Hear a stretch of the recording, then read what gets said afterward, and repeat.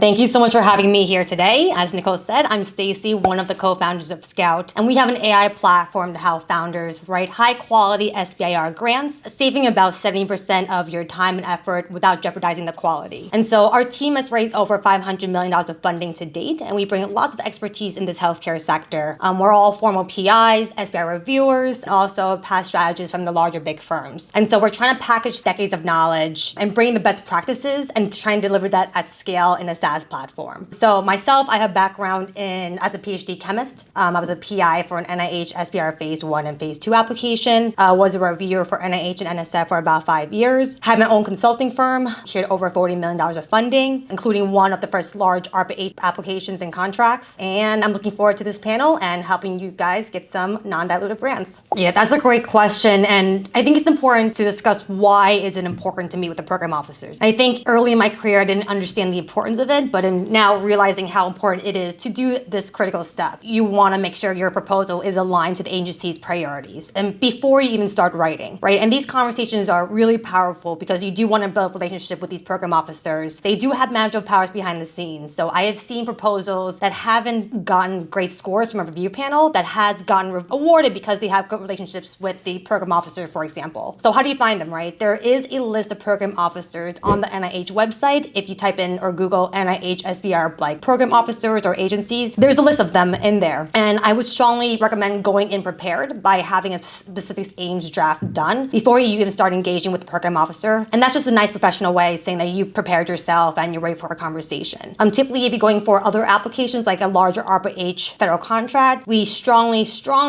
recommend to engage with the program officer because that's a little bit of a different game. And usually those that do not engage with an ARPA-H program officer have a very low chance of getting these awarded. Something all startups kind of struggle with, what's the balance between going after equity funding versus grants? And the majority of them are going for both simultaneously. Usually startups at the earlier stages who are still developing that proof of concept, needs those early results, they would heavily rely on grants. And it's a great way to de-risk your technical hurdles before approaching investors. Because usually, in not all cases, the investors would either take more ownership early on or may not be interested until you're further along in de-risk the technology. But if you are further along and want to focus on speed and scalability, these startups typically lean more heavily on the VC or the equity funding because of the timeline and that they can come in much more easily, not easily, but rather quicker at times than grants. We also work with a lot of excellent, brilliant scientists, engineers from the top universities like Ph.D. and Harvard and all these hospitals too. What I find trips up mostly first-time entrepreneurs is that this is a commercialization proposal, right? SBIRs are all about commercialization. It's not about developing some sort of technology and proving it through scientific experiments. And so the way you want to structure specific aims in your strategy is to develop something and then to prove that it's better than what's currently out there. We want to fund new innovations that is better than the current standard, whether it's faster, cheaper, higher efficacy. I've seen a lot of people developing med devices and say, hey, we want to propose to develop a new technology and that's it. Or we want to prove this in an animal study. And they forget the last question is why. And so the way for me, it was a mind shift coming out of grad school towards this role of how do I think about what's the market need and figure out how to prepare my aims based on the market or clinical need versus just preparing more experiments for a peer-reviewed journal or an article. And also to add there too, yes, everyone's nervous about the cuts, right? And we're seeing our clients kind of hold back a little bit saying, I'm really nervous about that. But then the clients that we are helping that are moving forward are actually now getting things awarded. So this is still a game we still have to push through. I think we've all seen turmoil like this in the past as well too. And those that actually persist and continue to go for grant funding, despite these delays, are the ones that are winning out. We are keeping a close eye as well too on the reauthorization bill that should pass through hopefully end of September. Right now, each agency is required to allocate at least 3.2% of the budget. We're seeing that both sides of the parties are bullish in passing this new authorization bill, which would make the SBIR program, and we might even see the increase from 3.2 to 7% per agency. So it's not that the government is woo-woo about new innovations. They do support new innovations. We just have to figure out what that alignment looks like next month when that's come through. Yeah, I think just diversity is going to be the name of the game. Just kind of going hard in terms of exploring both non-dilutive side, whether it's grants, SBIR, foundational, nonprofits, or even just on the equity side. Again,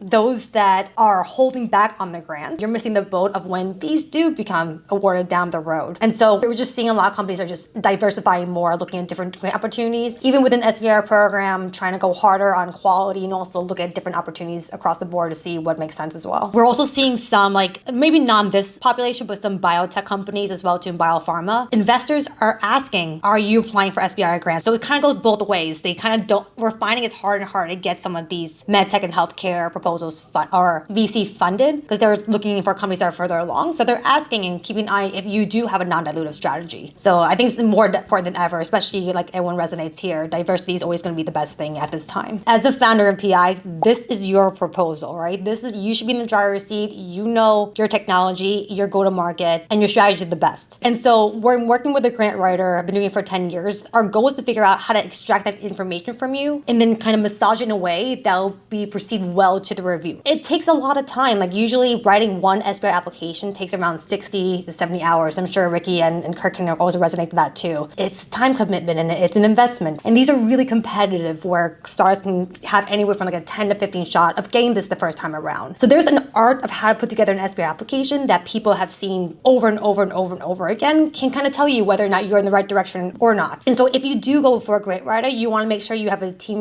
with a successful record and someone that's working with you and actually cares about what you're doing and actually is investing time in you to craft your narrative. I personally don't think you can ChatGPT an application. That's just not how SBIR applications work. I've seen so much junk that's out there and it's absolutely horrible. And so, but things in this space, it's all about quality, and the quality comes with cost. And so I think that's kind of some of the pain points we're trying to address here at Scout is how can we take AI, transform and just speed up the time to write that without just ChatGPTing everything. And we have it in a way where, we can still high quality applications, touch point with SBIR experts, while you as the PI and the founder still stays in the driver's seat. And so we have a way just to accelerate your efforts with AI properly. Fabrication of data is a big no-no. We want to make sure everything still has that flair of what reviewers are looking for. And that's really, really important. How you pitch your startup towards a grant or an SBIR application is completely different compared to how you pitch it to a VC or a different investor. We have lots of excellent and really brilliant PhDs, scientists, engineers that are going for after SBIR grants, but when checking out their pitch decks, it has to be completely revised. So we're also trying to help them as well to just figure out, hey, this is not how you exactly do a pitch deck, or how do you present to investors as well too. And it's a completely different skill set. I've been there myself, but this is something just to keep in mind if you're going for both avenues. The deck and the narrative have to be different between the different parties. For the SBIR program, one of the requirements is that it has to be majority owned by US citizens or permanent residents. And so those that have a foreign entity, especially this day and age, might have really a lot of challenges getting awarded. We had one client under due diligence for an NIH application, but they got withdrawn just because there's a subsidiary tied to China, right? So we have to be really careful, especially this certain time around. Yeah, and that's why we also encourage, it's a volume game. We don't want to do 40 applications like one PI different NIH, but rather it's going back in the pot again, trying different agencies out, tailoring your narrative and proposal across different subsections. And so it's about quality and also getting that volume up there, but that gets very time consuming and very time intensive and also resource intensive too. So that's why I think AI for us is a nice tool to kind of get that level of quality and volume that you might not see in other areas too. But that's one way we're trying to get more funding in the door, getting more shots on gold. And one thing I find a lot with coming from the academic world myself, sometimes too much